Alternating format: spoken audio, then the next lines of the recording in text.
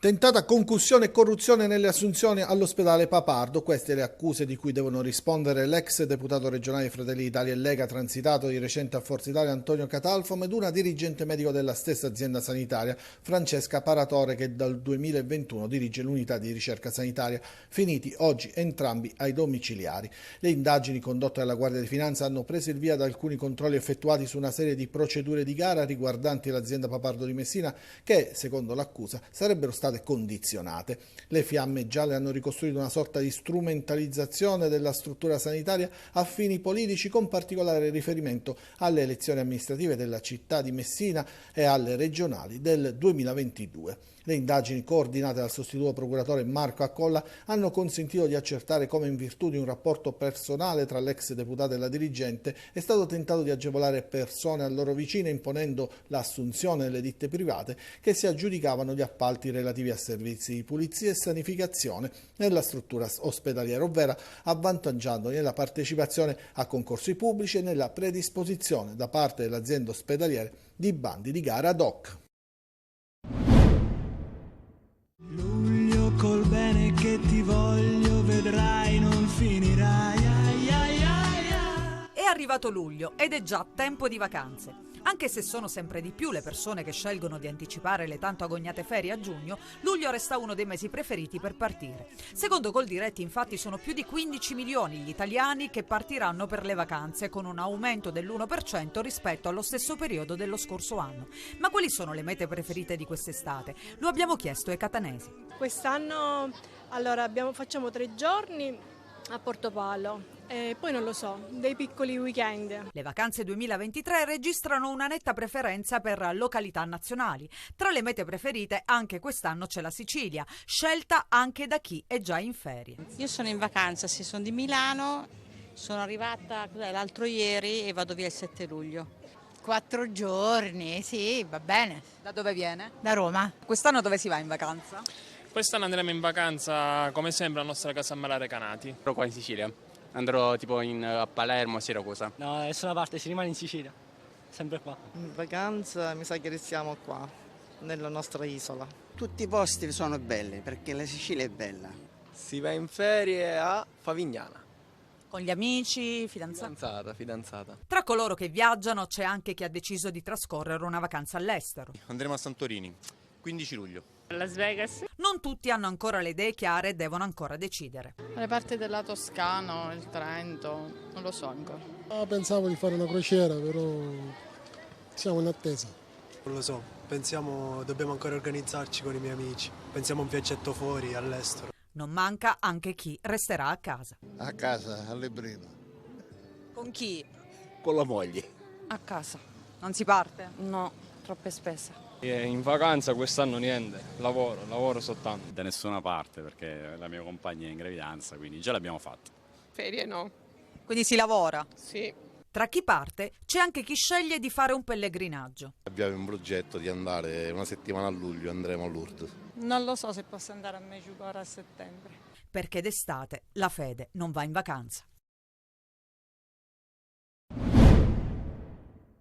Io vedo e qua c'è la desolazione direttamente. È l'atmosfera che si respira al cimitero di Siracusa, qui l'erba la fa da padrone, una situazione che fa storcere il naso a molti. È in completo stato di abbandono, una vera vergogna. È un vero schifo.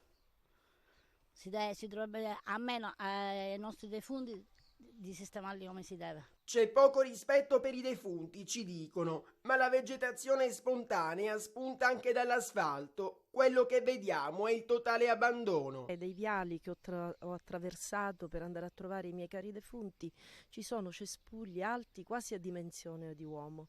Questo anzi ha spazio, ma se lei percorresse quello parallelo si renderebbe conto che proprio i cespugli sono all'altezza umana, quindi il degrado, la sporcizia. Continuiamo il nostro cammino ed arriviamo qui, lapidi e croci sommerse dall'erba. E tutta questa erba proprio è un disastro proprio. Da quanto tempo è così? Sì, da molto tempo, perché non fanno niente, non si muovono niente, per niente.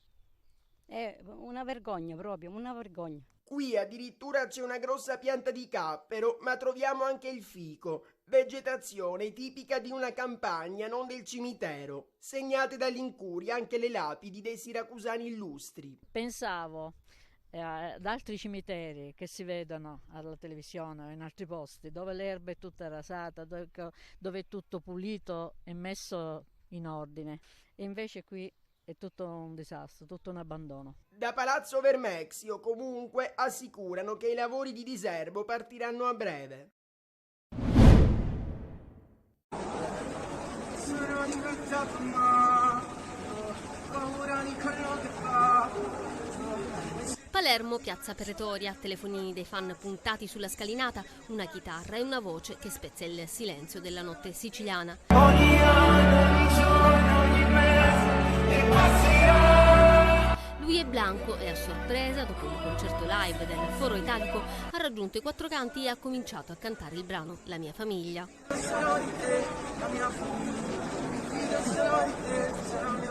In piazza Pretoria Blanco ha girato il videoclip di una delle sue serenate che promuovono l'ultimo disco Innamorato.